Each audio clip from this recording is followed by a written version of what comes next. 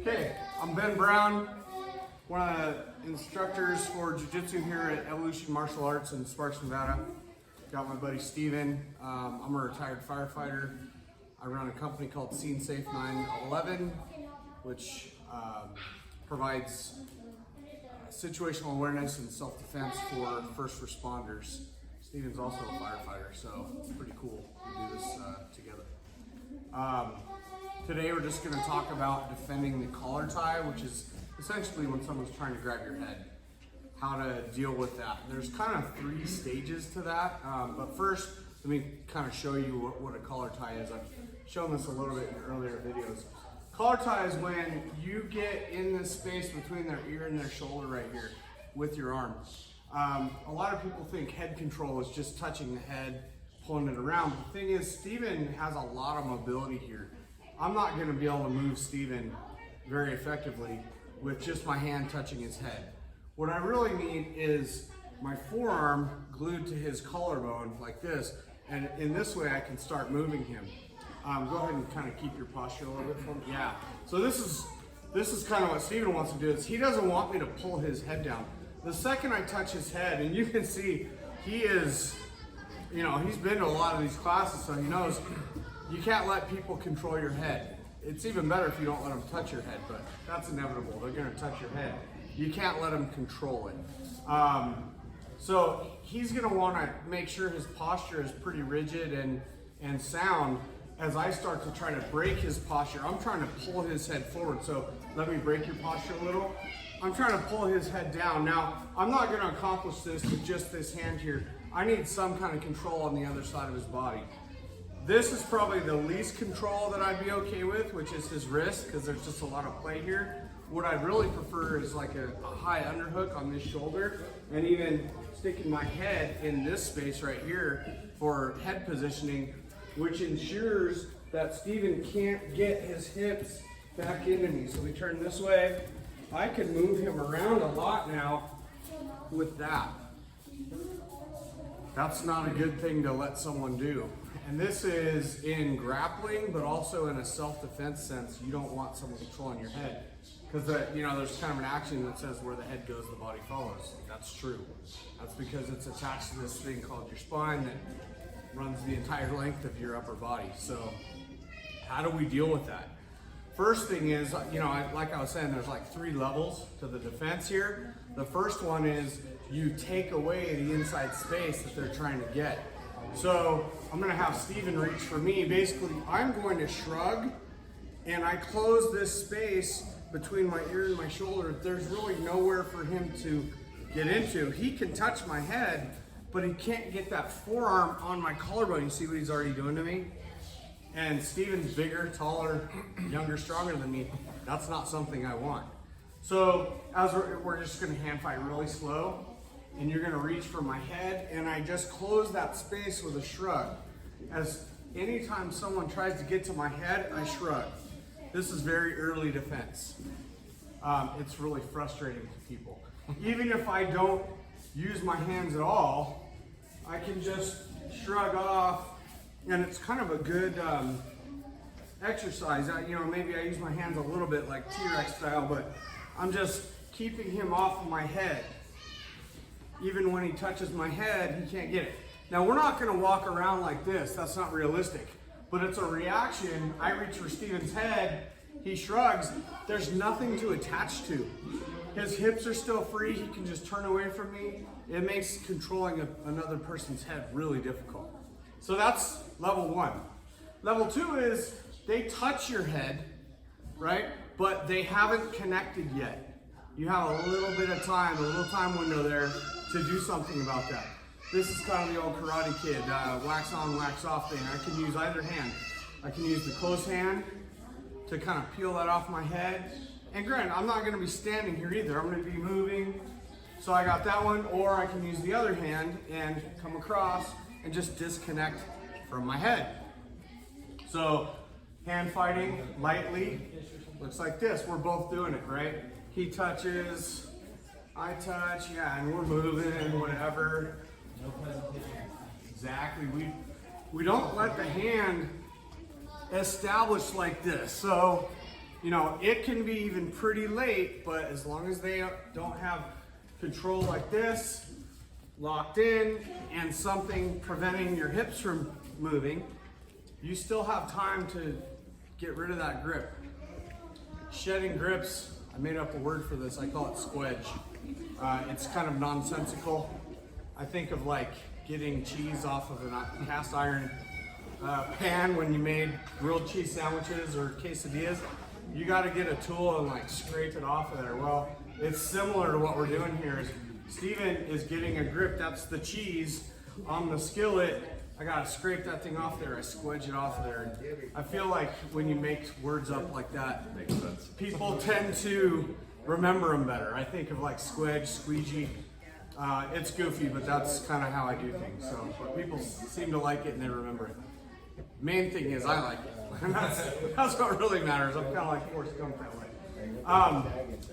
The last stage is when they have fully established a collar tie and they got a grip. Uh-oh. This is not great. So let's talk about before you have the grip. If I can keep this hand, this side of my body free, my chances of getting out are a lot better. So I'm gonna shrug again. Shrugging is kind of the universal thing to do. I can feel it peeling off already. Now, one, I'm peeling it off, and two, if you don't let go, you're locked in here. So now we're talking Karate Kid Part 2 with the drum. If you haven't seen it, you should. It's that twisting the hips, right? So now I'm just gonna twist my hips away from Steven, but I'm gonna look at him, which is kind of counterintuitive. Most times when you turn your hips away, you look away. It's not wrong, it's just that now my hips are open to like a double leg, he's gonna tackle me. So I don't want that. So to solve that problem, I shrug. Again, I'm locking Steven in place. He already doesn't like this. It's kind of like an Americana, it's a shoulder lock. And I'm like, hey, you can't get away. I turn my hips, but I look at Steven so that I'm still in good position. Now we're gonna add to that. Okay, ideally, I don't want to be okay with just squedging or disconnecting Steven from me. He touched my head, and with that comes a tax in my world. You have to pay a tax if you want to touch my head. So I'm going to reach across here, capture his wrist. So now I'm locking him in. I shrug. I usually drop my stance a little, make sure my head's lower than his, my center of gravity's lower. Now, as I turn here, I'm going to pull this hand down onto my chest. I'm gonna reach up under onto his bicep here and pull his arm down, and we call this a 2-on-1. It's a Russian 2-on-1. Most people in grappling call it that. And I connect this to my sternum.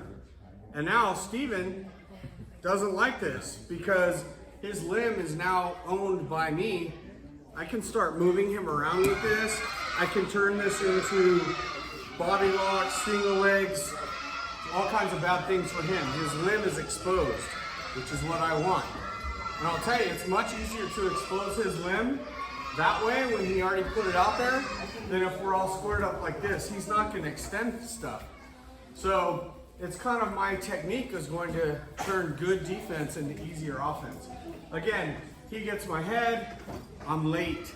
Uh-oh, he hasn't got this grip. Even if he has, I'm probably gonna get rid of that grip first so that now I can use this. Shrug, drop my stance, reach across, peel it, squedge, grab it. Now I can start putting weight on Steven, getting my head in that space, moving him around. Last one. Sometimes you come across a guy that's just so strong, whatever it is they have, you can't get rid of the hand on your head. It's not working. Right? But the cool thing is I start to go this way, and for some reason Steven's just too strong, too big, whatever it is, I just turn my hips the other way immediately. And that's kind of a thing in grappling and jiu-jitsu is if one way doesn't work, usually the other way will if you do it right away.